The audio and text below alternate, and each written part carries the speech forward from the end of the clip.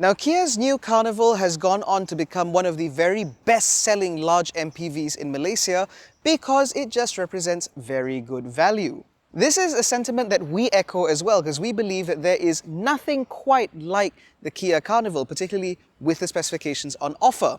Now, for the 2024 model year, Burma's, Kia's official distributor here in Malaysia, has updated the Kia Carnival lineup to include a couple of aesthetic changes and a couple of spec changes. More importantly, however, with the bevy of new MPVs coming onto the market, as well as renewed interest in vehicles like Hyundai Staria, for example, can the Kia Carnival still hold its own in the market? Is this still the best value large MPV out there? And more importantly, has our love affair with the Carnival died? Spoiler alert, it hasn't. My name is Aiman Abdullah, this is Malaysian Motoring, this is our review of the 2024 Kia Carnival.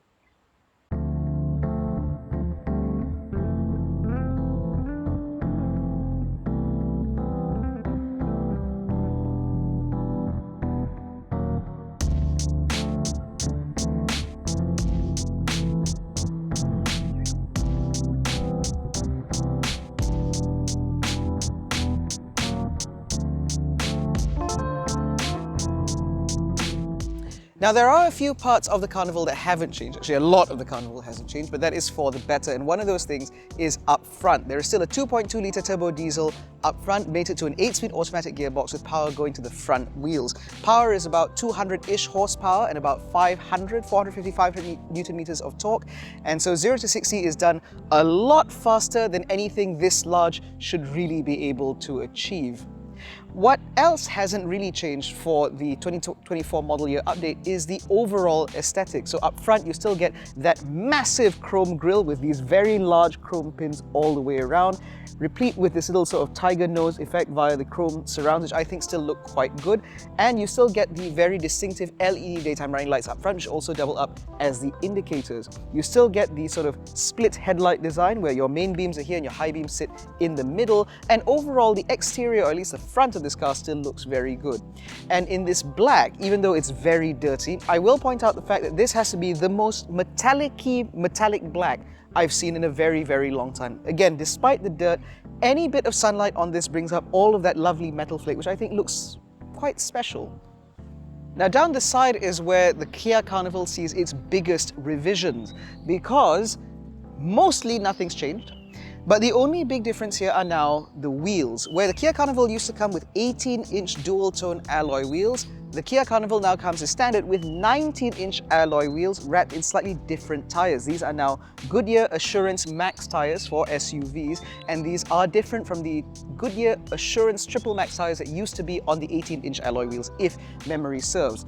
Now, the vehicle that we have here is the 8-seater, which means it gets the more sort of passenger car-like wing mirrors. The 7-seater also gets these smaller ones, but the 11-seater continues with the very large commercial-style wing mirrors. And of course, all of them still get blind spot monitoring. Now, I do still quite like the profile of this car simply because it doesn't really look like an MPV, at least the way we understand them to be. Vehicles like the Alphard and Vellfire, for example, have a much more sort of wedge-like shape, whereas this has a much more pronounced bonnet and a more cabin rearward design. It also sits a lot lower thanks to its integrated chassis. And of course, I do like the little bright work items with a bit of chrome down on the bottom, the chrome door handle tops, as well as the chrome roof bar, as well as this panel here, which on this particular car being black on black, really does help to break up the monotony of the side profile. Now, the back of the Carnival also sees absolutely no changes, and so the 7 and 8-seater continue to have this beautiful LED light bar that goes all the way across with LED brake lights on the side. You still get this sort of hidden third wiper back here, and of course on this particular model you get a lot of dirt. Now, unfortunately, with this update, and unfortunately with the Kia Carnival in general, we still do not have indicators integrated into this light bar. Instead, they remain on the bumper, where you will also find the reverse lights and the fog light. Now, I find this particularly irritating because when you're driving on the motorway, for example, especially when you're in traffic, you're trying to change lanes, bikers may not notice the fact that your indicators are down there. So even when you're changing lanes with a reasonable amount of speed, you might get honked at. Yes, I'm looking at you, at the guy who honked at me yesterday on the LDP. Now, back here, you will find the electric tailgate, which is standard on all Carnival models. And with the third row down, as you can see, this car is absolutely cavernous. Now this, of course, does not change from the outgoing Carnival because this has always been its strongest suit, being able to offer this level of practicality. But of course, the Carnival is not really sold, or it doesn't really appeal to people who only want 5 seats. They want more. So if you want more seats, all you have to do is pull this up and then pull that, and out come your third row of seats where you can actually sit 3 abreast because this car is quite wide. Now what I do like about the Carnival compared to a lot of other large MPVs, especially the Staria, these seats can fold into the floor, which creates this very flat load bay rather than simply folding on top of the floor.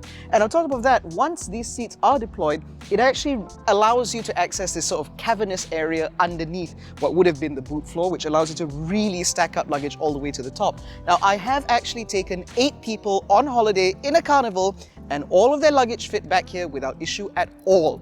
And of course, the fact that you get a 12-volt socket, as well as some more space here for some smaller items, which in this car holds things like the inflator kit and stuff like that, all helps hugely. Now, there is actually a spare tire on this car. It's just on the side, underneath one of the doors, which means should you be taking this car touring and you have a flat, you should be able to change your tire by the roadside. Also, this tailgate can be adjusted for height should you live in a condo, you don't want it to swing all the way up, and you can also adjust it for speed for some reason. Now the inside of the new Carnival actually seems a little bit familiar, but then a little bit not. So the biggest change that you'll immediately see is the change of upholstery color. So the outgoing Kia Carnival was available with a tan and black interior, which I think looked really, really good.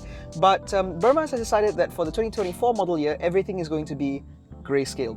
So these seats, for example, are now done up in black leather. You now get grey leather here on the door as well as in this center console. You get a little bit more grey here, a bit more black here, and you get a black dash top with stitching, mind you, so it still looks very, very high quality. And on top of that, you still get the same dual digital screens here, one for the infotainment and one for the instrument cluster. This is now standard on the 8 and 7-seater because you no longer get the 8-seater mid model where you used to get actual analog dials. They all look like this now, unless you get the 11-seater where you still get those analog dials, but I digress. Now, the thing about the Carnival is that I'm quite glad that not a lot in here has changed because not a lot had to. This is very easily one of the best interiors for a car like this because you still have lots of physical controls for your HVAC system, for example, as well as your heated and ventilated seats, and you get a shortcut bar here with a couple of knobs on either side to control various functions of the infotainment system, and because all of that is physical, it falls very easily to hand. The same can be said of the steering wheel, where again you have a lot of physical buttons which are very easy to memorize where they all are, and so it's very easy for you to figure out where everything is and how to manipulate the various systems like the driver assistance features and so on. Now for the 7 and 8-seater, you still get paddle shifters on the back of the steering wheel, although honestly, what's the point in that? And you still get the standard fit Bose audio system in this car, which is fantastic. Now, visibility in here is great because you have a fantastic view out the front. You also get these quarter lights here thanks to the door-mounted wing mirrors, and you also get a very large window here. So again, for the driver, you can see pretty well out the car. Now, when looking sort of like behind your shoulder, that's where it gets a little bit tricky because this B-pillar is quite substantial. But for the 2024 model year update, the Kia Carnival 7 and 8-seater now get sort of Kia's lane watch system. Honda calls it lane watch, I'm not sure what Kia calls it, but in essence, whenever you indicate, it will actually show you a feed from the cameras mounted on the wing mirrors that show you your blind spot.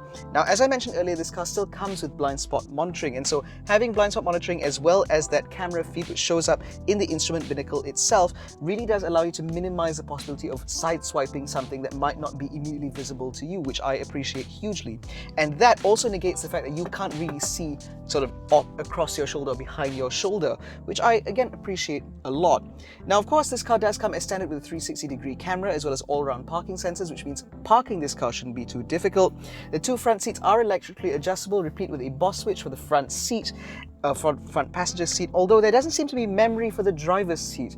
Now, correct me if I'm wrong, if you've seen our videos of the Kia Carnival prior, I'm not really sure if the 8-seater came with memory functionality or if that's just for the 7-seater, but I'm pretty sure that it did have memory settings for the driver's seat, or I might be losing my mind. Now, with the front seat set up in my driving position, I'm about 170-ish centimeters. You can see in the second row, I have a palatial amount of legroom and a palatial amount of headroom, despite the fact that there is a second sunroof back here. Now, if I wanted to increase legroom, I could actually push the seat a little bit further back, but honestly, it really does make no difference, because even if I were to push the seat all the way up front like this, there's still space for my feet to tuck in underneath the seat in front of me. Now, as you can see, sat here, you will need to stretch out a little bit in order to gain some under-thigh support, because these seats are mounted relatively flat. Now, this being the 8-seater, it does mean that you get a central jump seat here, which is actually wide enough for an adult to sit. But of course, if you don't need that, you can pull this lever here, and you end up with sort of like this tray table and a couple more cup holders here. Although with this seat deployed with an individual sat here, although now I can't really reach that pull lever, yeah, you still get a couple of cup holders here, as well as a little central storage bin for you to put a phone, for example. Now, of course, all of these seats actually come with ISOFIX mounts, which means you can actually have an adult sat in the middle and 2 ISOFIX mounted chairs on either side, or you can have one in the middle and then have 2 adults on either side, for example, which is certainly appreciated. And of course, because this car comes with roof-mounted aircon vents, there are also controls here for the air conditioning, effectively making this a 3-zone climate control system. Now, the interesting thing about the 8-seater Kia Carnival is that these seats can be individually removed, and so if you don't need the center seat, you can remove it, and therefore that would improve ingress and egress out into the third row. And of course, because these seats can be removed, they can also be swiveled, so you can actually have these seats set up to face the rear, which you can check out in our previous 8-seater Carnival review from last year.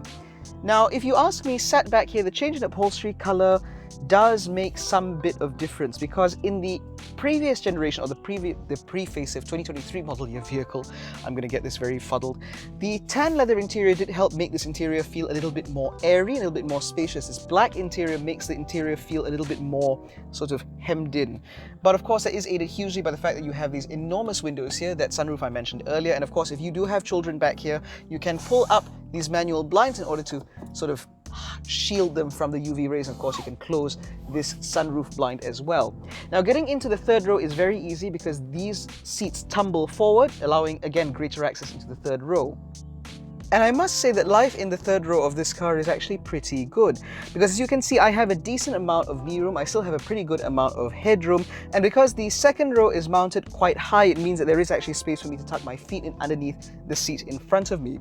Now, this third row actually fits 3 abreast, although obviously the middle seat in this car is a little bit narrower, but of course it is still very comfortable, and you still have ISOFIX mounts on the third row, which means, again, that allows for greater flexibility in terms of where you want to put, for example, smaller children that have to sit in child seats. Now, sat back here, you do have USB-A points on either side, and for the front seats, they are mounted on the back of the front seats themselves. You still get your own air conditioning vents. You get a light here, as well as a couple of cup holders on either side, and you also get your own sun blinds, which means, again, if you want to put very, very small children back here, they can still be shielded from the UV rays, although, of course, all Kia Carnivals come as standard with tint from Burma's, and so the amount of light and heat ingress into this car is already pretty well minimized.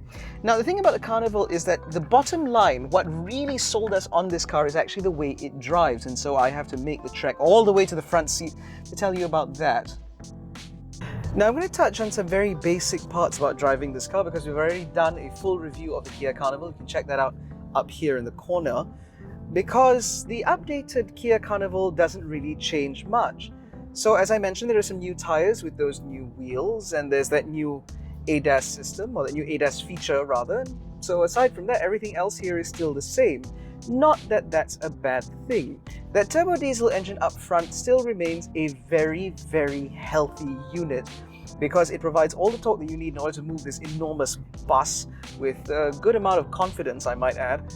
And more importantly, it provides excellent fuel economy. So through the little while we've had this car, it's doing an average of about 8 liters per 100 kilometers. Now, bear in mind that includes high-speed motorway cruising, that includes traffic jams where I was stuck for, I think, a couple of hours through a total period, as well as, you know, regular daily usage while they're going through. Imagine doing things like errands and stuff like that.